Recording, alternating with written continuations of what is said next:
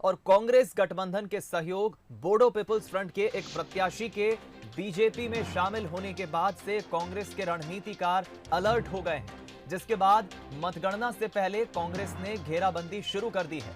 विशेष विमान से बोडो क्षेत्र के कई नेता बस्तर शिफ्ट किए गए हैं और बस्तर में उनकी आवभगत का वीडियो भी वायरल हुआ है, जिसके बाद असम नेताओं की लोकेशन की खबर नहीं। बस्तर में बढ़ते संक्रमण के चलते धारा 144 लागू है और पर्यटन केंद्र बंद है। ऐसे में नेताओं की सैर सपाटे पर अब सवाल उठ रहे हैं। विपक्ष को भी इस बहाने कांग्रेस पर निशाना साधने का मौका मिल गया है। बीजेपी का कहना है कि कांग्रेस सरकार का गलत फायदा उठा रही है। ये वीडियो सामने आया है, वीडियो आप देखिए। पूरे पर्यटन स्थल बंद है, पूरे धार्मिक स्थल बंद है और उन परिस्थितियों में ऐसी कौन सी नौबत आ गई जहां पर पूरा प्रदेश कोरोना से पीड़ित हो रहा है। कोरोना के केसेस लगातार बढ़ते जा रहे हैं। छत्तीसगढ़ सरकार के पास में ऐसी कौन सी बात आ गई कि वो आज कोरोना से प्रभावित लोगों की चिंता न करके आसाम से आए हुए लोगों की खातिरदारी में लगा हुआ है, उनकी आवभगत में लगा हुआ है। उनके लिए बकरा भात की व्यवस्था, उनके लिए सूअर भात की व्यवस्था, उनके लिए मदिरा पान की व्यवस्था की चिंता ये सरकार कर रही है। चलिए, इस खबर पर ज्यादा बातचीत और जानकारी के लिए हम रुख करेंगे। प्रशांत गजभिये हमारे सहयोगी संवाददाता इस वक्त हमारे साथ लाइव जुड़ रहे हैं। प्रशांत, जाहिर है कि अब ये एक ऐसा मसला खड़ा हो गया है जो आसानी से थमेगा नहीं। इस पर सियासत जरूर आने वाले वक्त में और भी होगी, विपक्ष सवाल खड़े करेगा। क्या माना जाए, कांग्रेस अपने सहयोगी गठबंधन के बोडो पीपल्स फ्रंट के जो प्रत्याशी हैं उसके बीजेपी में शामिल होने के बाद वहां के कुछ नेताओं को यहां शिफ्ट कर रही है। सरकार भी छत्तीसगढ़ में कांग्रेस की है और विपक्ष में बैठी बीजेपी सवाल खड़े कर रही है। क्या है पूरा अपडेट अभी तक इस पूरी खबर पर?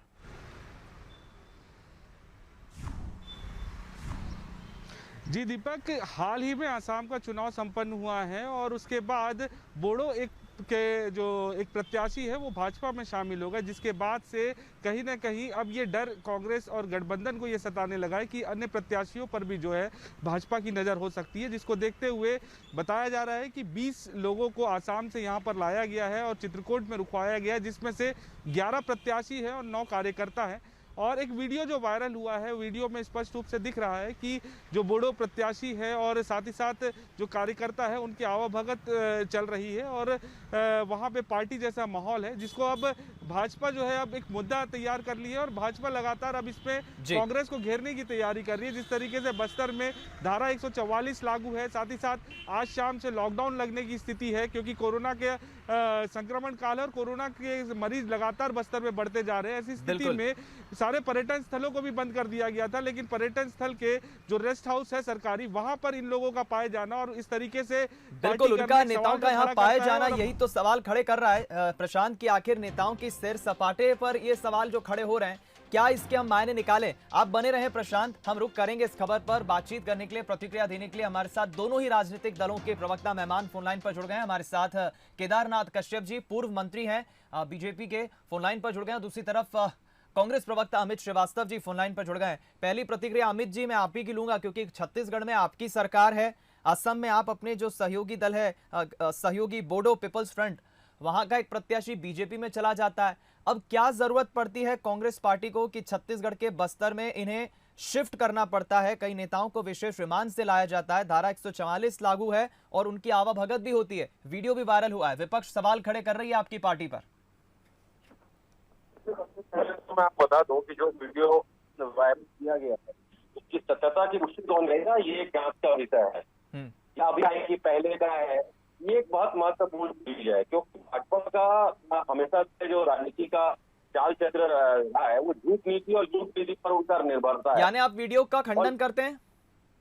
निश्चित तौर पे देखिए, मेरी जानकारी में ये है नहीं और मैं यही कह रहा हूँ कि इसकी पूरे वीडियो की सत्यता की पुष्टि कौन करेगा। अगर कश्यप जी निश्चित तौर पे बहुत पूर्व मंत्री रहे, उन्होंने कहा है तो उन्हीं से पूछना चाहिए। अगर वो हैं तो उनसे पूछिए कि लगातार जो प्रजातांत्रिक मूल्यों का हत्या जिन्होंने देश में की, चुनी हुई सरकारों को जिन्होंने गिराया है, आज जिस प्रकार का वो वीडियो वायरल कर रहे हैं, अगर वो उस दिन कहाँ थे जब मध्य प्रदेश में चुनी हुई सरकार को इनके नेता तथाकथित जो लोकतंत्र में जिनका विश्वास नहीं है, संविधान में जिनका विश्वास नहीं है, और जब हमारा विधायक हमारे मंत्री जीतू पटवारी जी वहाँ गए थे तो उनसे वहां पर बेंगलोर में मारपीट, दिल्ली के पास एनसीआर में मारपीट तक की गई थी। चलिए मैं ले लेता हूं जवाब। अमित जी आप बने रहिए। केदार जी क्या कहेंगे? अमित जी तो वीडियो का ही खंडन कर रहे हैं, आपकी प्रतिक्रिया?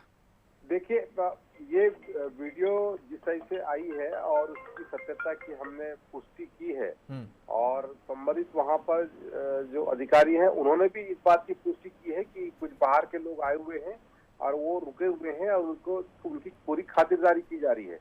राज्य सरकार आज यहाँ पर कोविड के चलते पूरे प्रदेश में लॉकडाउन की स्थिति है। बस्तर में भी लॉकडाउन आज से लगना है और यहाँ पर 144 धारा लागू है। पर्यटन स्थल बंद है, धार्मिक स्थल बंद है और बाहर के लोगों को किनके उस पे लाया गया है, उनका कोरोना टेस्ट हुआ है या राज्य सरकार चित्रकूट के रेस्ट हाउस को क्या अपना क्वारंटाइन सेंटर बनाने जा रही है, उनको लाकर के यहाँ पर क्या साबित करना चाह रही है जी? क्या उनकी चिंता आज यहाँ पर प्रदेश में लगभग 15 से 20 हजार प्रतिदिन रोज कोविड के केस आ रहे हैं जी। और सैकड़ों लोग मारे जा रहे हैं, मृत्यु के गोद में समा रहे हैं, तब उनकी चिंता वहां पर उसकी नहीं है। अभी उनकी चिंता यहाँ के लोगों के लिए होनी चाहिए, हमारे ख्याल से छत्तीसगढ़ वासियों के लिए होनी चाहिए।